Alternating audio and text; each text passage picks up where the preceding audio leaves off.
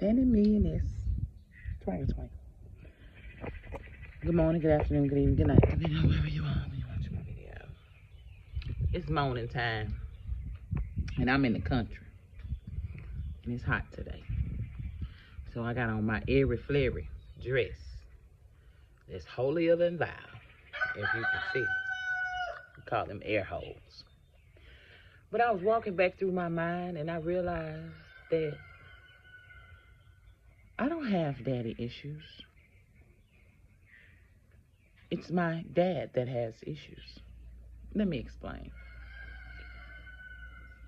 Now, I don't have daddy issues. Growing up, I used to think, oh, well, I was a problem child because I used to steal my daddy's checks.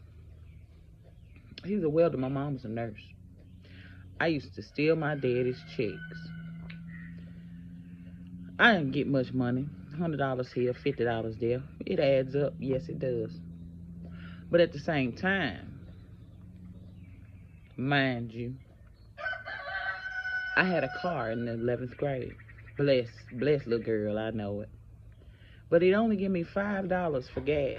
Now, we live in the country, and I got to go uptown to get this gas because the local store don't cash checks, and he write my name on it. So I had to drive uptown to get the gas. I go cash the check first for $5. Then go to the gas station to come and go back to school. Now, I was driving to school. I was a straight A student. I wasn't out here thugging and doing all the rest of what y'all was doing. That was the furthest thing from my mind. The only thing I wanted to do was get away. But the reality of it is, he wrote me $5 checks. So I changed that $5 to $50. Now I skipped school. I be in Grenada shopping. I remember one time we went, I'm in the state of Mississippi. Went to the outlet mall, and I got SpongeBob everything. SpongeBob cover, pillows, sheets. I had me some brand new baby blue and white Air Force Ones, and I got some all white Air Force Ones. Them was the thing back then. I got in trouble. But the reality of it was, nobody was paying attention to me. I skipped school, almost failed. Well, I did fail the 11th grade. I still graduated with my class. For one class, health. Lady talking about some make a baby. I got a teddy bear, put some rocks in it. Talking about I had to be 9 pounds. Yeah, I can't drop that thing. I went on by my way. Now, during the time of me taking these checks, the whole time, he was blaming my mom. My mom was a nurse, and she worked. I took care of the boys. 4 brothers and me. At the time, it was 2 of my brothers at home and me. Now, the relationship that I had with those guys, that's a whole nother video, a whole nother story. But with my daddy, I never saw him show my mother love. I never saw him show my mother love. I remember one time my mama was lighting the pilot light in the oven. My daddy already sat down. He was eating. My mama was cooking for us now. Right. And it went, whoo. My daddy looked over at her and said, Javanya, your hair on fire. And went back to eating. If that ain't the most callous, cold-hearted I ever seen in my life. But yet, I don't have daddy issues. It is him that has the issues. Now, I know what love feel like. I know what it look like. I know what it sound like, tastes like, and what it's supposed to be. And I've shown him that. Now, ever since then, with me stealing his checks and changing the 55 to 50s and the 10s to 100, going on shopping sprees and skipping school, I have since paid him his money back. I'm almost 40 years old, baby. That was a 16, 17-year-old me. I moved out at 17. I haven't lived with my father since I was 17 years old, and I've been living in the house with him for the past 3 years. Baby, listen. he still thinks that I'm the same 17-year-old me. My mother and father divorced when I was around the age of 21, 22. Hell, I was gone. Been gone.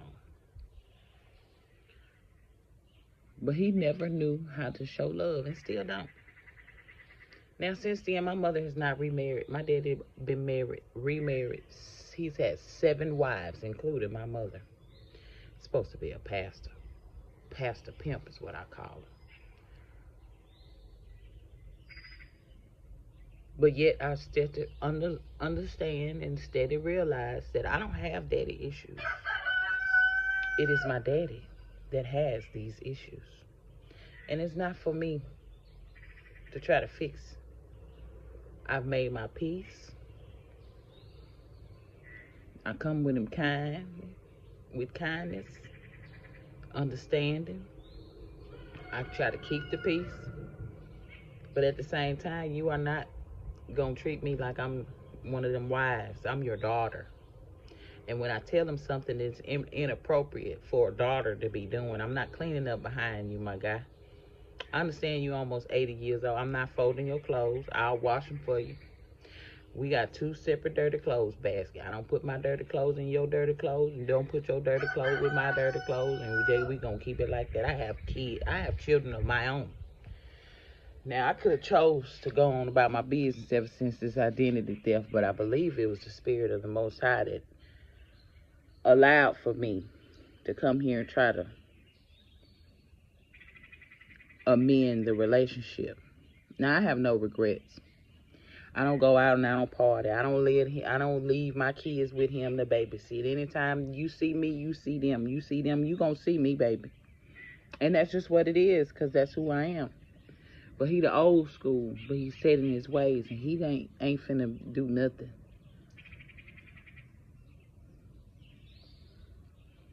But yet, I have the understanding that it is not me that has the daddy issues. It is my daddy that has these issues. And that's okay. Now, I try to give him understanding. He talking about the Democrats and the Republicans, baby. Don't talk to me about that. I don't talk religion, and I don't talk politics. Because my view of the world is not the same as yours, baby. It's 2025. You was born in 1949. Yes, we both were alive he was alive during the 8 tracks, tapes, records, CDs, DVDs, MP3s, and now we're at streaming.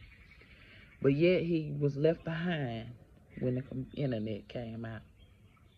I never forget how much trouble we would get in when we was on the internet. In the country, had dial-up, baby. But if it weren't for my mama and her forward thinking, outside of the box thinking, I'd be a whole nother individual today. And I'm grateful for that. I'm even more grateful for the fact that I was able to move out of this house at 17 years old and actually see that all other families ain't nothing like my dysfunctional family. And that's okay. But the fact that my mother never received real love from my father during my whole 21 years of living in the house with them and seeing their relationship. My mother's about to be 70 years old this year. And I hope she gets to experience what real love feels like. I have. And I gives it. I am love. I make a point to show people love. Because I know everybody ain't going to get it. Everybody don't get love. If you ain't going to be able to get it from nobody, you definitely going to be able to get it from me. And it's real. I walk it like I talk it. Because I know how it feels not to get it. You never know what somebody else is going through. So just be kind. And be genuine. Authenticity is my key.